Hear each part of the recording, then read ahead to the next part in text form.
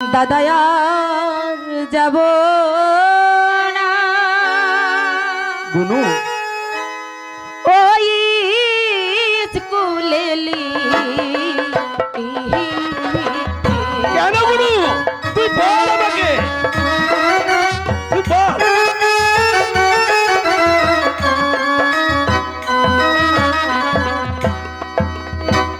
ওই স্কুলে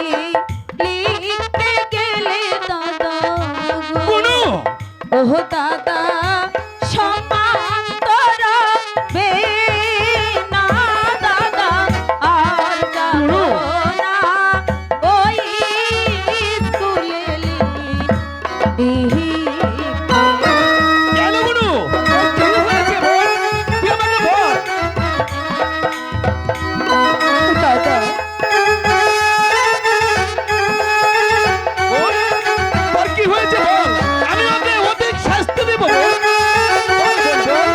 তোকে কেউ কিছু বলেছে নাকি শাহলু গ্রামের তুতা মিয়া দাদা ওহ দাদা গালি দিল রে দাদা আর যাব না ওই স্কুলে একটু বলছিস গুনু দাদা আমি আর যাব না দাদা আমি ওকে শাস্তি দেব গুনু প্রয়োজন হলে তোকে বাড়িতে মাস্টার রেখে আমি পড়াবো গুনু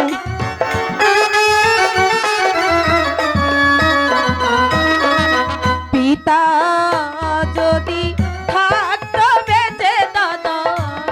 গুনু ওহ দাদা বল। মাস্টার আনতো বাড়ি দাদা আর যাব না ওই স্কুলে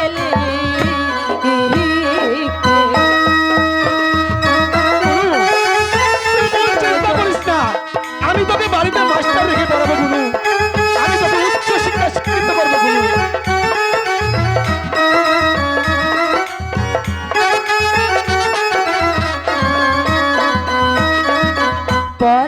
পড়াইবার ইচ্ছা থাকলে দাদা গো ও দাদা মাস্টার আনো বাড়ি দাদা আর যাব না ওই স্কুলে ঠিক আছে গুনু দাদা আমি তোকে বাড়িতেই মাস্টার রেখে পড়াবো আমি এর বিচার করবো গুনু সত্যি বলছো দাদা দাদা বিচার করলে যে অপমান খুঁজবে না তার চেয়ে আমি স্কুলেই যাব না দাদা ঠিক আছে গুনু তুই যখন স্কুলে যেতে চাস না তাহলে আমি তোকে জোর করে স্কুলে পাঠাবো না ঠিক আছে গুনু তুই আমার কথা শোন আজ থেকে আমি তোকে বাড়িতেই মাস্টার রেখে পড়াবো সত্যি বলছো দাদা এবার ঘরে যা গুনু আচ্ছা দাদা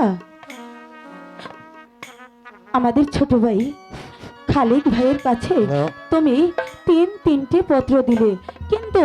একটি পত্রের যে উত্তর দিল না তবে কি খালিক ভাই আমাদের দেখতে আসবে না আমিও তাই ভাবছি রে গুনু দাদা পিতা মারা যাবার পর 3 দিনখানে চিঠি দিলাম তার কোনো উত্তরও পেলাম না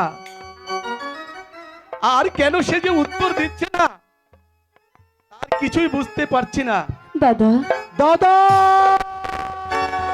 দাদা দাদা দাদা তাহলে